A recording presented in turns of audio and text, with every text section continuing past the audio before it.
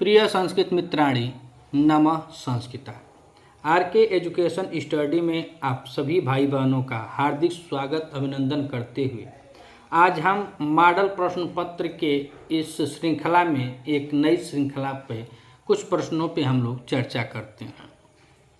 आज हम लोग यूपी टीजीटी और एलटी ग्रेड के स्पेशल क्लास में जो प्रश्न अधिकतर बार पूछे गए हैं, मॉडल प्रश्न पत्रों के अंतर्गत जो प्रश्न आते हैं, उन्हीं प्रश्नों पे हम प्रतिदिन इस चैनल पे हमेशा चर्चा करते हैं।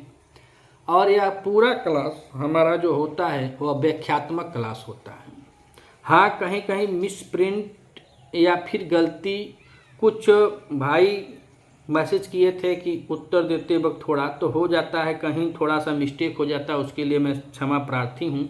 और अधिकांशतः पुस्तकें हैं मिसप्रिंट होने से ज़्यादा गलत हो जाता है, तो उस समय ध्यान नहीं रह पाता है।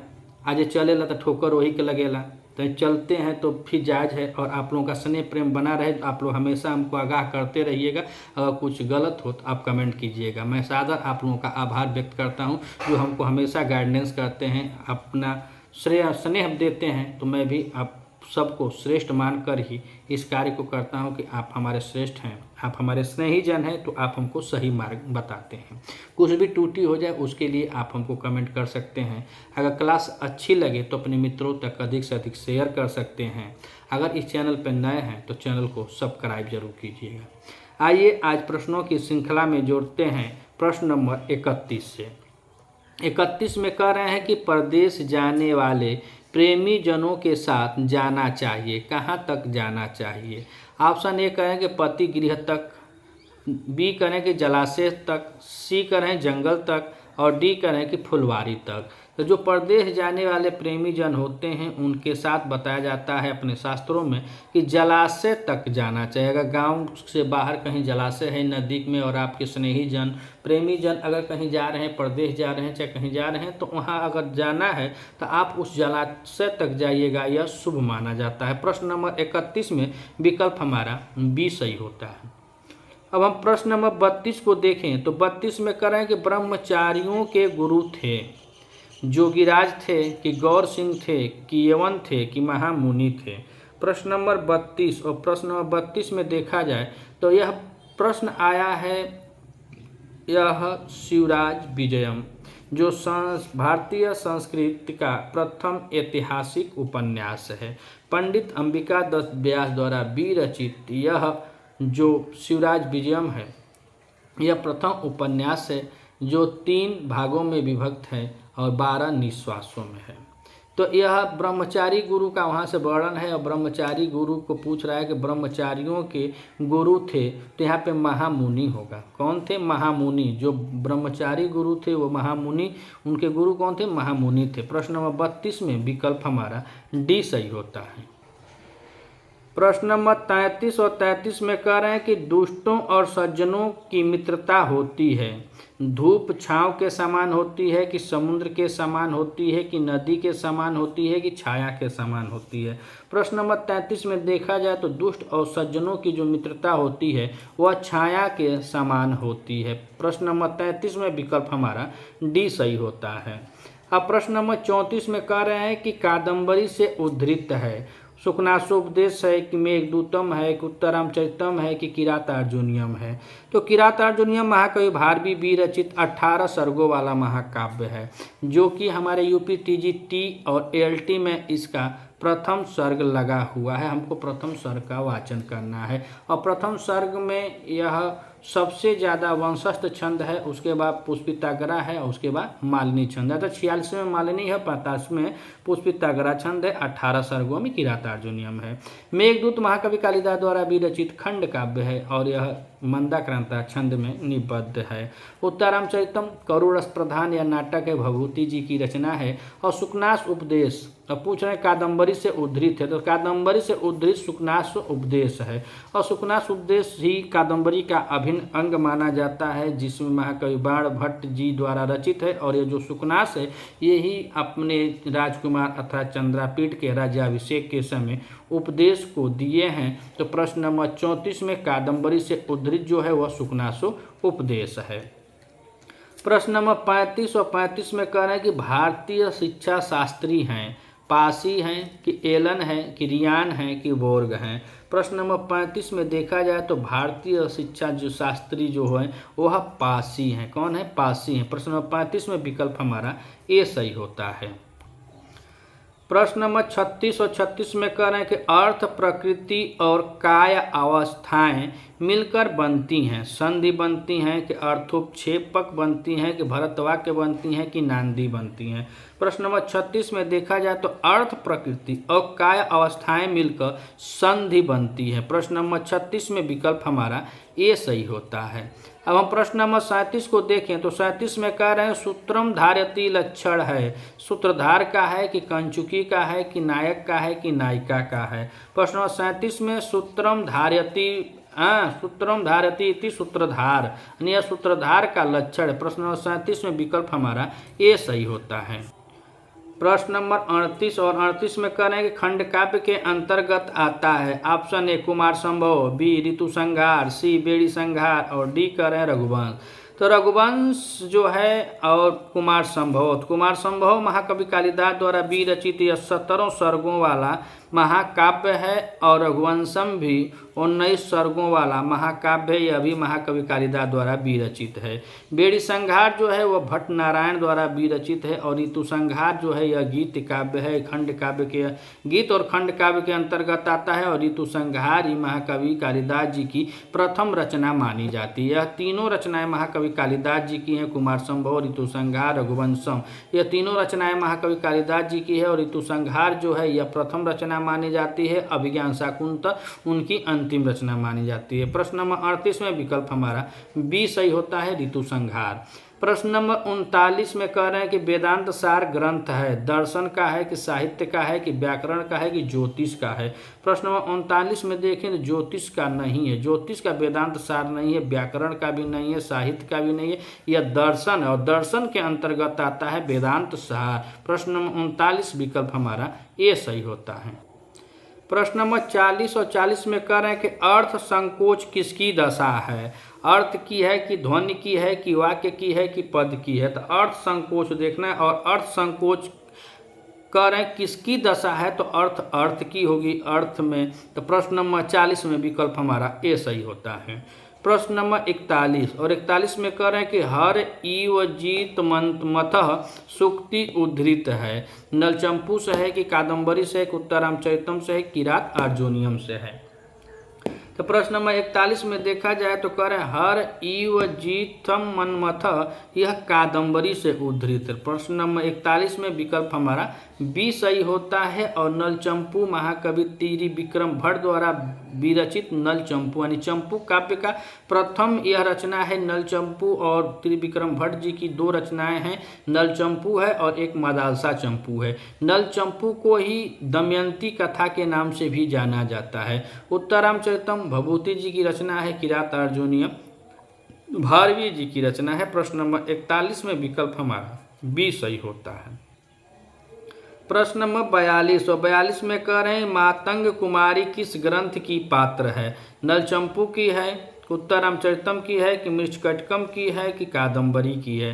तो मृच्छकटकम अभी हमने चर्चा किया कि त्रिविक्रम भट्ट जी की रचना है, उत्तरामचरितम भभूति जी की रचना है, कादम्बरी महाकवि बाण भट्ट जी की रचना है और मातंग कुमारी जो है यह कादम्बरी की ही पात्र होती है। और मृच्छकटकम जो है यह शूद्रक जी की रचना है, शूद्रक जी की रचना है मृच्छकटकम और यह इसका उपजीव्य महाकवि भास जी के चारुदत्त नामक नाटक पर आधारित मृच्छकटकम की रचना किए हैं और यह प्रकरण के अंतर्गत आता है। 10 अंकों वाला है मृच्छकटकम, प्रकरण के अंतर्गत आता है। इसका नायक चारुदत्त होता है, इसकी 2 नायिका हैं, एक धूता है अर्थात जो चारुदत्त की पत्नी होती है और एक वसंत सेना है जो एक गणिका होती है। प्रश्न नंबर 42 में विकल्प हमारा डी सही होता है।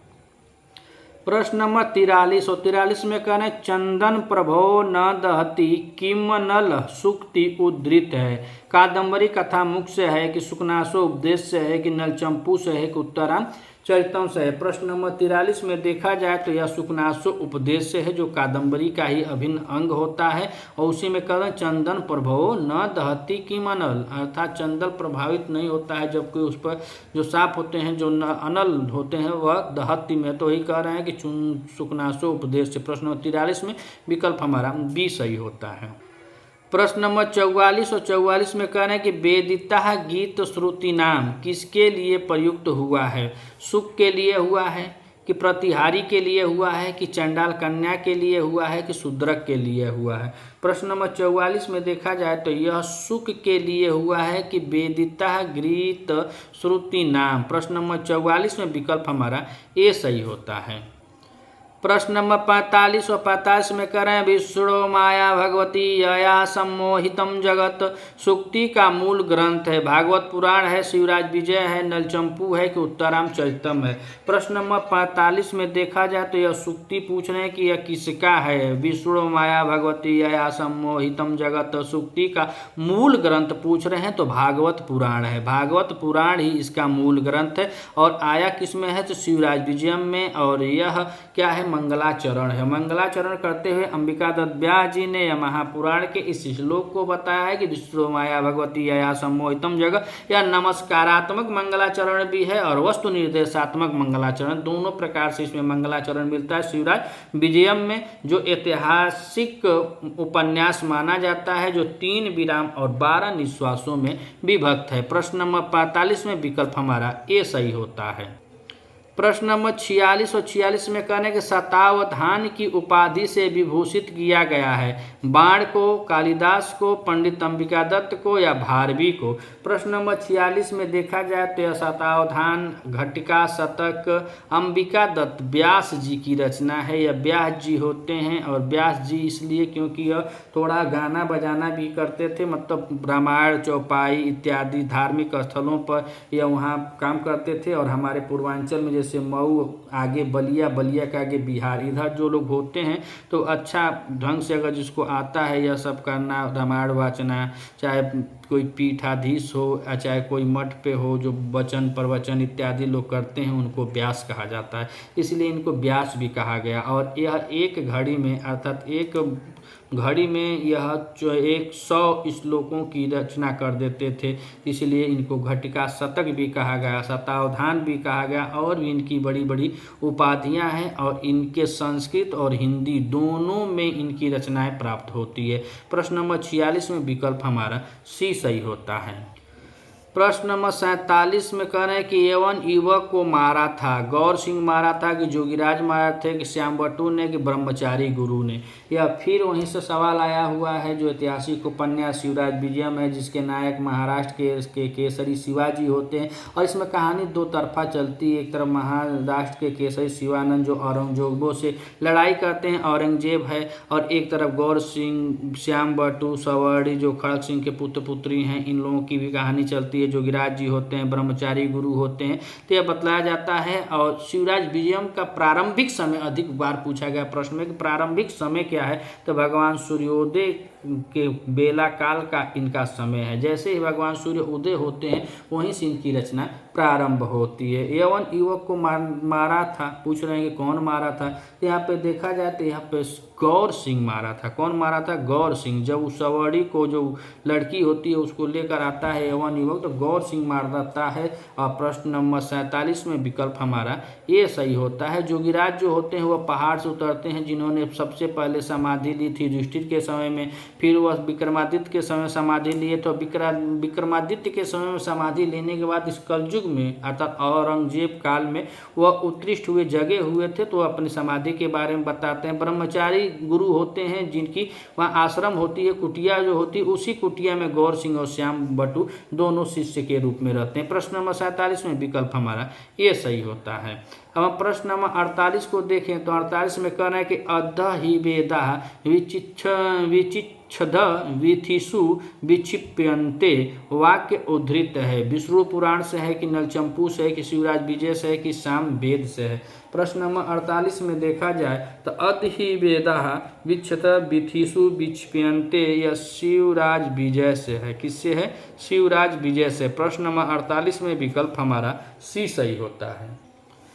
प्रश्न नंबर 49 और 49 में करें करुण एष प्रकाश पूर्वश्याम भगवतो मारीची मालिनः पक्ति प्रारंभ ग्रंथ प्रारंभ होता है। तो यही बात अभी हम लोग चर्चा किए शिवराज विजयम में। करुण एष प्रकाश पूर्वश्याम भगवतो मारीच मालिनः पक्ति किससे होता है? तो शिवराज विजय। शिवराज विजय जो ग्रंथ है यही शुरू होता है, यहीं से रचना शुरू होती है कि अरुण एष प्रकाश पूर्वश्याम भगवतो मारीच मालिन, अर्थात भगवान सूर्य अपने अरुण को आगे किए हुए उदित हो रहे हैं, प्रकाशमान हो रहे हैं। ऐसी रचना शिवराज विजयम में पंडित अंबिका दत्त व्यास द्वारा रचना की गई है। रचित ग्रंथ है और ऐतिहासिक ग्रंथ है शिवराज विजयम। शिशुपाल वधम देखा जाए तो शिशुपाल वधम का महाभारत का यह सभा पर्व में माना जाता है, अर्थात महाभारत का उपजीव्य जो शिशुपाल वधम, माफ कीजिएगा, शिशुपाल वधम का जो उपजीव्य है महाभारत का सभा पर्व को माना जाता है, जिसके नायक भगवान श्री कृष्ण है और प्रतिनायक शिशुपाल है। शिशुपाल वध में प्रथम सर्ग में हमको पढ़ना है। प्रथम सर्ग जब में आते हैं नारद जी, तो नारद जी आकर के पहले श्लोक में व्याख्या मिलती है कि वह भगवान श्री कृष्ण को बताते हैं कि यह धरती पर यह बोझ हो गया है, इसका हत्या करना बहुत मतलब इसका वध करना बहुत जरूरी है इत्यादि का वर्णन मिलता है। कि जब आते हैं वहाँ से स्वर्गलोक से भगवान नारद जी बीड़ा बजाते हुए वही संदेश लाकर कहते सभा पर्व से शिशुपाल वधम है। नलचंपू में हम लोग बता दिया है कि त्रिविक्रम भट्ट जी की रचना है। या राजा नल और दमयंती के प्रणय कथा का वर्णन मिलता है और इसको दमयंती कथा के नाम से भी जाना जाता है। प्रश्न नंबर 49 में विकल्प हमारा सी सही होता है।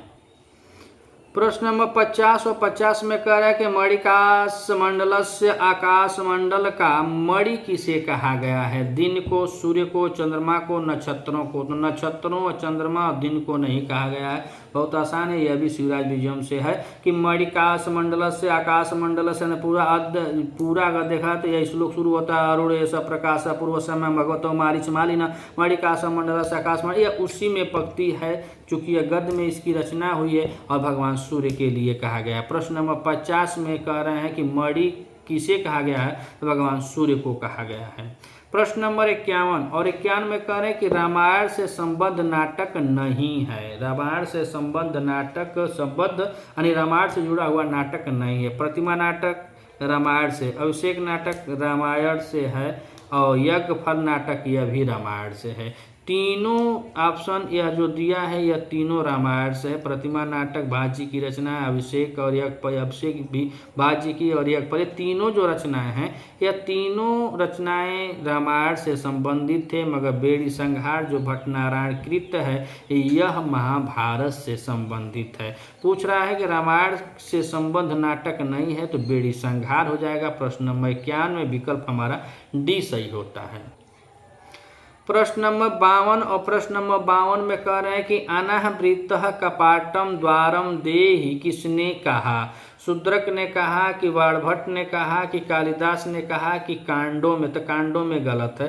प्रश्न नंबर 52 में देखा जाए तो यह कालिदास जी के द्वारा कहा गया है और यह बतलाया जाता है कि महाकवि कालिदास जी इतने बड़े थे कि जिस डाली पर बैठते थे उसी डाली को काटते थे। ब्राह्मणों ने, यह सब आप लोग जानते होंगे कि कहानी, विद्योत्मा से इनकी शादी होती है जो बहुत विद्वान होती है, तो वही कालिदास आते हैं तो कहते हैं कि अनावृतः कपाटम द्वारम देहि, दरवाजे को खोलो देखो द्वार पर कौन है। तो इनके प्रतिकार में उत्तर आता है कि अश्चित कश्चित वाग शेष। अच्छा, ऐसा लग रहा है कि कोई बहुत विद्वान है, ये बाण लग गया उनको, उनकी औरत थी वो उनको बाणी बोलती है और यह बात इनको लग जाती है। बताया जाता है कि यह जाते हैं महाकाली जी की पूजा करते हैं, महाकाली जी प्रसन्न होती है तो इनको विवेक आता है और अपने बुद्धि विवेक से अस्थि मंगलाचरण आता है। कुमार संभव में कस्तित मंगलाचरण में प्रयोग किए, मेघदूत खंड काव्य में वागशेख शब्द का प्रयोग किए, रघुवंशम महाकाव्य में अस्ति कश्चित वागशेष, अर्थात कि इनकी पत्नी के द्वारा जो उल्हना जो ताना मिला था कि अस्ति कश्चित वागशेष, ऐसा लगा कोई विद्वान आ गया है। कह रहे हैं कि अनावृतम कपाटम द्वारम देहि, हाँ अनावृतम अर्थात कपाट मने केवाड़ी को खोल के द्वार पर देखो कौन है, यह कालिदास द्वारा कहा गया था। प्रश्न नंबर 52 में विकल्प हमारा सी सही होता है। प्रश्न नंबर 53 में कहना है कि रघुवंश किसमें विभक्त है। अध्यायों में, सर्गों में, अंकों में, कांडों में नहीं विभक्त है या सर्गों में विभक्त है। अब महाकवि कालिदास जी की रचना है रघुवंश, और रघुवंश महाकाव्य में कुल 19 सर्ग हैं और 19 सर्ग के बाद इसमें 31 इक्ष्वाकु वंशीय राजाओं का वर्णन मिलता है, जिस वंश के अंतर्गत भगवान रामचंद्र जी भी आते हैं। और इसमें 31 रघुवंशी राजाओं का वर्णन मिलता है। और रघु इस वंश के बहुत प्रतापी राजा होते हैं, जिसके नाम से इस वंश का नाम ही पड़ जाता है रघुवंश। और रघुवंश की रचना करते करते इन्होंने इंदुमती पर इतना अच्छा वर्णन किया है कि दीपशिखा की उपाधि भी रघुवंश की रचना से ही प्राप्त होती है महाकवि कालिदास जी को। यह 19 सर्गों में विभक्त महाकाव्य है। और यहाँ पे पूछ रहे हैं रघुवंश किसमें विभक्त है, तो सर्गों में विभक्त है। और महाकवि कालिदास जी की बात करें तो इनकी कुल 7 रचनाएं मिलती है, जिसमें से 2 महाकाव्य है, 1 खंड काव्य है, 1 गीत काव्य है और 3 जो है नाटक हैं। महाकाव्य के अंतर्गत कुमार संभव और रघुवंशम आता है। खंड काव्य और गीत काव्य के अंतर्गत मेघदूत और ऋतु संहार आता है। और नाटक अगर देखा जाए रूपक के अंतर्गत तो मालविकाग्निमित्रम और विक्रम उर्वशीयम और अभिज्ञान शाकुंतल। कुल मिलाजुल कर इनकी 7 रचनाएं हैं। तो आप पूछ रहे हैं कि किसमें विभक्त है, तो प्रश्न नंबर 53 में विकल्प हमारा बी सही होता है, सर्गों में विभक्त है। अब हम प्रश्न नंबर 54 देखें तो कर्ण कुमार संभव में सर्गों की संख्या है 8 है, 16 है, 19 है, 17 है। आप सब विदित होंगे कुमार संभव, और कुमार संभव में कुल 17 सर्गों में विभक्त है। इसके नायक भगवान शिव और नायिका माता पार्वती जी हैं। इसमें कार्तिकेय के जन्म का वर्णन मिलता है और बाणासुर के मृत्यु वध इत्यादि का भी इसमें वर्णन किया गया है। और सर्वप्रथम इसका जो मंगलाचरण है उसमें यह नागाधीराज अर्थात हिमालय पर्वत से कहानी शुरू होती है। हिमालय पर्वत यानी कालिदास जी की रचना है, तो वह सजी हिमाचल राजा जो होते हैं, मैना जो होती हैं, इन आदि का वर्णन किया गया है। फिर वह पार्वती जी के जन्म से और कुमार अवस्था तक विवाह शादी इत्यादि सबका वर्णन किया है। 17 सर्गों में विभक्त है। कालिदास जी की रचना है कुमार संभव। प्रश्न नंबर 54 में विकल्प हमारा सी सही होता है। प्रश्न नंबर 55 और 55 में कहना है सत्य असत्य का चयन करें। सत्य असत्य का चयन करना है 55 में। और दिए क्या हैं, दुष्यंत और शकुंतला का विवाह देव था, गलत। दुष्यंत शकुंतला का विवाह गंधर्व था। दुष्यंत शकुंतला का विवाह प्रजापत्य था। दुष्यंत शकुंतला का विवाह पैचास था। पैचास माने भूत कम थोड़ न रह लो कि प्यार करते रहे तो बस जहर खा के मर गए तो भूते में बिया ना भा, यही जब हल है। प्रश्न यहाँ पे देखा जाए तो शकुंत प्रजापति था। यह लग रहा है कि विवाह की दशा को बाद देव विवाह होता है, गंधर्व विवाह होता है, प्रजापति विवाह होता है और पिचास विवाह होता है। जो ना एक दूसरे के अफेयर में जहर मार खा के मर जा रहे हैं उनका पिचास होता होगा, भूत में शादी होती होगी। प्रजापति जो निम्न कोटि का होता होगा, देव उच्च कोटि का होता होगा। लेकिन जो हमको पढ़ना है वो इम्पोर्टेंट यही है कि दुष्यंत शकुंतला का विवाह गंधर्व विवाह हुआ था, जो आज के ज़माने में लव मैरिज कहा जाता है। तो यह लव मैरिज किए थे। 7 अंकों वाला श्रृंगार रस प्रधान महाकवि कालिदास जी की रचना है अभिज्ञान शाकुंतल। सभी नाटकों में सबसे रमणीय इस नाटक को माना जाता है। और इसमें देखा जाए तो विशेष रूप से चतुर्थ अंक और चतुर्थ अंक में 4 तुष्ट श्लोकों को बहुत विशेष माना जाता है। अभिज्ञान शाकुंतल के प्रथम अंक में राजा दुष्यंत जो होते हैं, हस्तिनापुर के राजा होते हैं, वह शिकार करते करते महर्षि कर्ण के आश्रम पर आते हैं। और कर्ण सोमतीर्थ गए होते हैं उनके मंगल कार्य के लिए, शकुंतला के मंगल कार्य के लिए सोमतीर्थ जाते हैं। और वहाँ पे आश्रम पर शकुंतला होती हैं और उनकी 2 सखियाँ होती हैं जो बहुत प्रिय सखियाँ हैं, प्रियंवदा और अनसुईया इत्यादि। कहानी यहीं से शुरू होती है। दुष्यंत जी की पहले ही 2 होती हैं रानियाँ और 2 वासुमती होती है और एक और रानी होती है हंसपदिका। वासुमती और हंसपदिका 2 रानियां होती हैं और तीसरी रानी के रूप में इनको प्यार हो जाता है शकुंतला से। तो यही सब कहानियां इसमें वर्णित हैं, जिसमें राजा इनको परित्याग कर देते हैं, पहचानने से मना कर देते हैं, फिर याद आता है, फिर एक हो जाते हैं और शकुंतला और दुष्यंत के स्नेह से ही उत्पन्न होते हैं। यह जो महाराज इस समय भारतवर्ष का नाम जिसके नाम से है वह भरत राजा थे। जो भारत नाम पड़ा है तो भरत राजा थे और उनका बचपन का नाम सौरदमन था। तो प्रश्न नंबर 55 में विकल्प हमारा बी सही होता है कि दुष्यंत शकुंतला का विवाह गंधर्व था। अब हम प्रश्न नंबर 56 और 56 में देखें तो सौंदर्य नंद के सर्गों की संख्या है। सौंदर्य नंद अशोघोष जी की रचना है और अशोघोष जी की रचना है सौंदर्य नंद, और इसमें पूछ रहे हैं कि कितने सर्ग हैं। तो ऑप्शन दे रखे हैं कि 18 सर्ग हैं, 20 सर्ग हैं, 25 सर्ग हैं कि 28 सर्ग हैं। प्रश्न नंबर 56 में देखा जाए तो सौंदर्य नंद जो है वह 18 सर्गों में विभक्त है। प्रश्न नंबर 56 का विकल्प हमारा ये सही होता है। प्रश्न नंबर 57 और 57 में कह रहे हैं कि भारवी किसके उपासक थे? ब्रह्मा के, विष्णु के, शिव के कि पार्वती के? तो भारवी मतलब होता ही है तेज, यानी सूर्य का प्रकाश। और यह पूछ रहे हैं कि ब्रह्मा, विष्णु, महेश किसके थे? तो प्रश्न नंबर 57 में 4 ऑप्शन दिया है, तो पार्वती के नहीं थे, यह शिव के उपासक थे, शैव थे। भारवी जो थे वह दाक्षिणात्य थे और शैव थे। प्रश्न नंबर 57 में विकल्प हमारा सी सही होता है। प्रश्न नंबर 58 को देखें तो 58 में कह रहे हैं कि उपमा अर्थ एवं पदों का लालित्य किस कवि के महाकाव्य में मिलता है? तो उपमा कालिदास से, अर्थ गौरव भारवी, पद लालित्य डांडी, और तीनों का मेल जिसमें मिलता है उन्हें कहा जाता है माघ। महाकवि माघ, कालिदास, हर्ष, भारवी और माघ, अर्थात विकल्प हमारा डी सही होता है कि माघ को कहा जाता है। उपमा कालिदास से, अर्थ गौरव भारवी, पद लालित्य डांडी या तीनों गुणाम शांति माघ। तीनों गुणा, तीनों गुण जिसके अंदर है वह कवि माघ है। प्रश्न नंबर 58 में विकल्प हमारा डी सही होता है और इनको घंटा माघ भी कहा जाता है और इन्हीं की रचना है शिशुपाल बधम। प्रश्न नंबर 58 में विकल्प हमारा डी सही होता है। प्रश्न नंबर 59 और 59 में कह रहे हैं कि हर विजय में सर्ग है। हर विजय में कितने सर्ग हैं? 10 हैं कि 30 हैं कि 50 हैं कि 20 हैं? प्रश्न नंबर 59 और 59 में देखा जाए तो यहाँ पे कुल 50 सर्ग हैं। सबसे ज़्यादा सर्गों वाला यह रचना है हर विजय, और हर विजय में कुल 50 सर्ग हैं। प्रश्न नंबर 59 में विकल्प हमारा सी सही होता है। अब प्रश्न नंबर 60 और 60 में कह रहे हैं कि राघव पांडवीय में कितने सर्ग हैं? राघव पांडवीय में कितने सर्ग हैं? तो यहाँ पे पूछ रहे हैं 13 है कि 14 है कि 13 है कि 12 है कि 10 है? तो यहाँ पे राघव पांडवीय में कुल 13 सर्गों में यह विभक्त है। आज की कक्षा यहीं पे हम लोग विराम लेते हैं।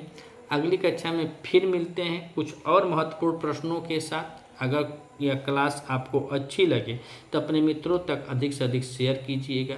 कुछ कमी रहे तो आप कमेंट करके हमको सजेशन दे सकते हैं। अगर आप चैनल पर नए हैं तो चैनल को सब्सक्राइब कीजिएगा, बेल आइकन बटन दबाना ना भूलिएगा। वीडियो को लाइक कीजिएगा और अपने मित्रों तक अधिक से अधिक शेयर कीजिएगा। मिलते हैं अगली वीडियो में, तब तक के लिए नमः संस्कृत।